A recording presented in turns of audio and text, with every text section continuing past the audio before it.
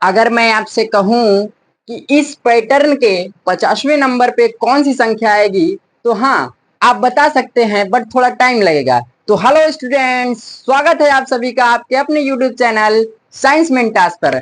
आज की इस क्लास में हम पढ़ेंगे क्लास 10th के चैप्टर नंबर 5 जो कि समांतर श्रेणी है, उसके बारे उसको आसान तरीके से पढ़ेंगे। और आज के बाद कभी भी इस चैप्टर में आपको कोई डाउट नहीं रहेगा। तो अपनी कॉपी और पेन को निकाल लीजिए और चलिए शुरू करते हैं अपनी जर्नी को। ठीक, तो स्टूडेंट्स जरा बोर्ड पे लिखे इस नंबर को या इस नंबर पैटर्न को देखो।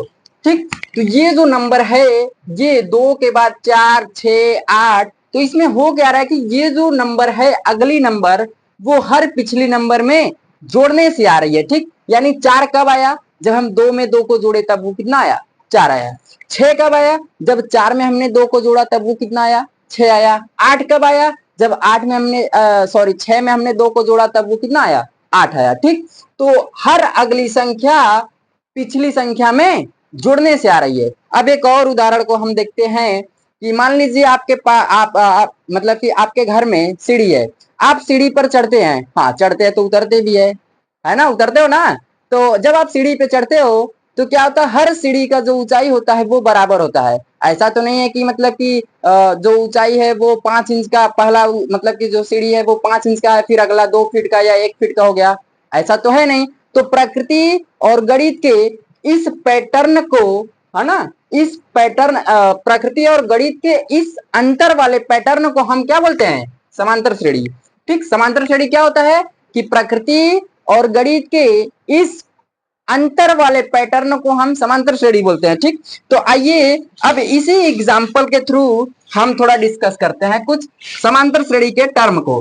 ठीक है, तो ये जो समांतर श्रेणी का जो ये देखो ये एग्जांपल है ना। अभी हम क्वेश्चन भी करेंगे। ठीक, तो ये जो 2, 4, 6, 8 लिखा हुआ है, ठीक, ये जो दो लिखा हुआ है ये क्या है, दो, इसे बोला जाता है प्रथम पद। इसे क्या बोला जाता है, प्रथम पद। और ये अब देखो एक होता है कॉमन डिफरेंस, एक क्या होता है, कॉमन डिफरेंस, जिसको हिंदी में बोलते हैं सार्वंतर, है ना। ठीक, सार्वंतर बोलते हैं। ठीक है, ये कॉमन डिफरेंस क्या होता है, जैसे हर अगली संख्या पिछली संख्या में जुड़ने से आ रही है। ठीक, हर अगली संख्या पिछली संख्या में जुड़ने से आ रही है। तो देखो अब हर अगली संख्या में हम पिछली संख्या को माइनस करेंगे तो वो आता है कॉमन डिफरेंस, डिनोट करते हैं डी से। वो कितना आएगा, 4 माइनस 2 करो तो वो कितना आएगा, 2, है ना। किसी भी नंबर में से आप किसी भी पिछले वाले नंबर को घटा दो बस, हाँ उसके अगले वाले नंबर उसके जस्ट पिछले वाले नंबर में से घटाना, ऐसा नहीं कि 10 में से हम 2 को घटा दे। ठीक है, तो हर अगली संख्या उसके पिछली वाली संख्या से, जैसे यहाँ पर 10 है तो 10 माइनस 8 करेंगे तो वो कितना आएगा, 2। ठीक, ये होता है कॉमन डिफरेंस। ठीक है, तो हाँ तो स्टूडेंट्स जरा एक और एग्जाम्पल की हम लोग बात करते हैं। ठीक, ये एग्जाम्पल है, लेट सपोज 3, 7, 17 फिर 20। तो ये जो नंबर है ये समांतर श्रेणी में है कि नहीं, जरा गौर करो, ये जो नंबर है ये समांतर श्रेणी में है कि नहीं। तो जरा पॉज करके इसे ट्राई करो कि ये समांतर श्रेणी में है कि नहीं। तो हाँ आपको क्या लगेगा कि ये जो नंबर है 3 के बाद 17 फिर 7, 17, 20, तो ये तो एक पैटर्न में नहीं है, एक अंतराल में नहीं है, तो ये हमारा समांतर श्रेणी नहीं होगा।